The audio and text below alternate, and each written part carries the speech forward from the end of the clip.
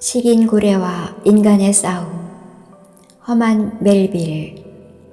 흰 고래. 지구상에 수많은 민족이 있지만 역사적으로 강력한 세력을 형성하여 행세한 민족은 그렇게 많지 않다.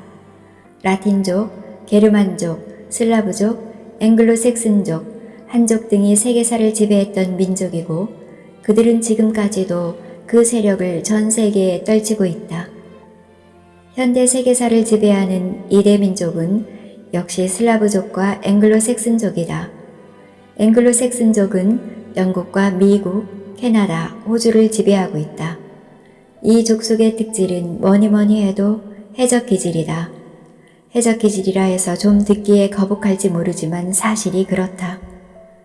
해적 기질이라 함은 바다와의 친근성을 의미하는 해양 기질과 노략질을 좋아하는 도둑놈 기질의 통합적인 특성을 암시하는 것이다.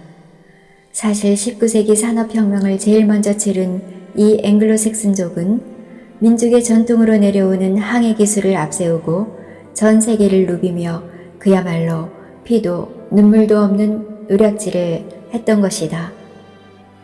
월등히 과학화된 항해술과 성능 좋은 총포 앞에 아시아와 아프리카의 대국들은 속수무책이었다.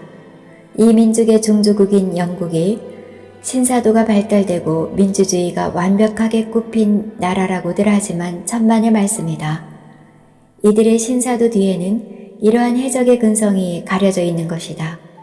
남의 것을 너무나 많이 노략질해서 보유하게 되었으니 겉으로 신사도를 강조하여 후발주자들을 질책하고자 하는 저의가 깔려있다고 보아야 한다. 앵글로색슨족의 남다른 항해술은 비록 해적질을 했다고는 하나 민족과 국가의 번영을 가지고 온 것은 사실이다. 앵글로색슨족의 뛰어난 항해술은 세계를 영어권으로 일변시키는 데에도 크게 기여했다. 앵글로색슨족이 낳은 위대한 해양문학의 최고봉은 역시 뭐니 해도 허만 멜빌의 모비딕 흰 고래이다. 그러므로 모비딕은 미국 소설문학의 대표적 작품이라 해도 과언이 아니다. 왜냐하면 이 소설 속에는 해양 민족으로서의 앵글로색슨족의 민족적 기질이 잘 발현되고 있기 때문이다. 이 소설의 제목을 한문으로 번역하면 백경, 즉 흰 고래인데 달리 모비딕이라고 불린다. 이 제목은 소설에 나오는 흰 고래에게 붙여진 이름인데 작품의 제목으로도 쓰인다. 이 소설의 스토리를 간단히 소개하면 다음과 같다. 이 소설은 1인칭으로 쓰였으며 소설을 이끌어 나가는 화자인 이스마엘의 고백담이다. 물론 이스마엘은 소설의 주인공이 아니며 선원인 그는 다만 소설을 자신의 회상체 문장으로 이끌어 나갈 뿐이다. 이 소설의 주인공은 고래잡이 원양어선 피커드호의 선장 에이허브와 바로 피커드호의 선원들이 모비딕이라는 이름을 붙여준 어마어마하게 큰 흰색의 커다란 고래이다.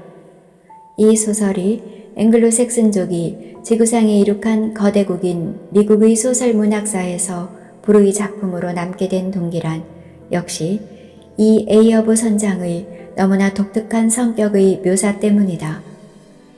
이 소설은 에이허브 선장이 피커드호를 타고 영국의 리버풀에서 희망봉을 돌아 인도양을 거쳐 태평양으로 진출해 나가는 3년간의 악전고투와 에이허브 선장 자신의 한쪽 다리를 먹어치운 모비딕이란 흰 고래를 찾아 대양을 3년간 누비면서 겪게 되는 갖가지 에피소드와 에이허브 선장의 그때그때의 성격 묘사, 그리고 잃고 3년 만에 모비딕을 발견하여 그에게 작사를 던지며 도전했으나 피커드호의 고래잡이 선원 전원이 화자인 이스마엘을 제외하고는 전부 모비딕이 내려친 꼬리에 맞아 고기밥이 되고 말았다는 이야기가 세밀하게 전개되고 있다. 고래라는 동물은 바다에 살지만 어류가 아니다.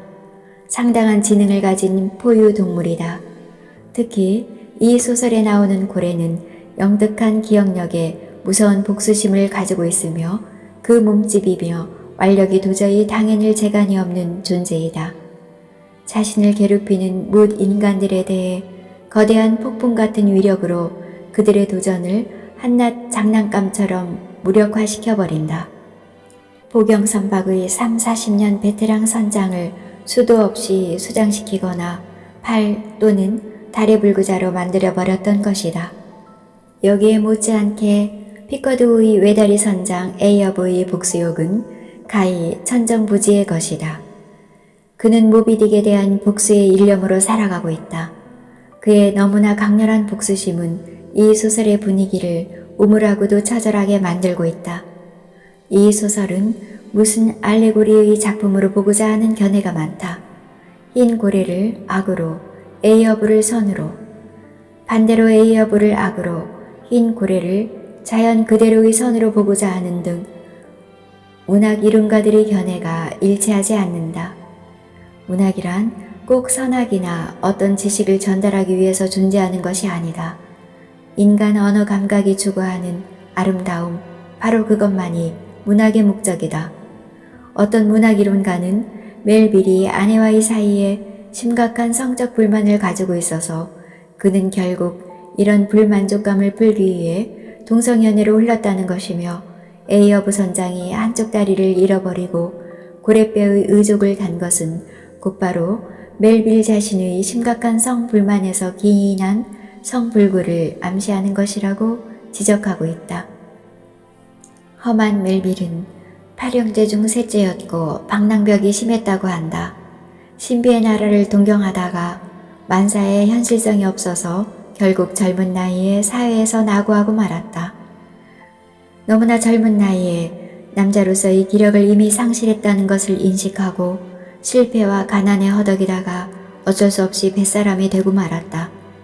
그는 포경선을 타고 오대양을 떠돌다가 배가 파손되어 몇 번이나 무인도와 식인종이 모여 사는 섬에서 생명을 겨우 부재하기도 했다.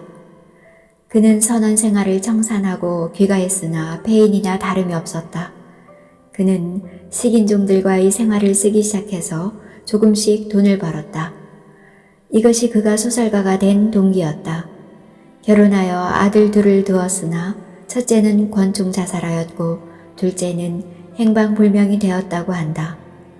그의 신통자는 집안과 생애에도 불구하고 에이어브 선장의 강력하고도 역동적이며 철두철미한 성격이 빚어놓은 해양소설 백경은 앵글로색슨족의 거대한 미국의 소설 문학사에서 걸작의 자리를 영원히 고수할 것이다.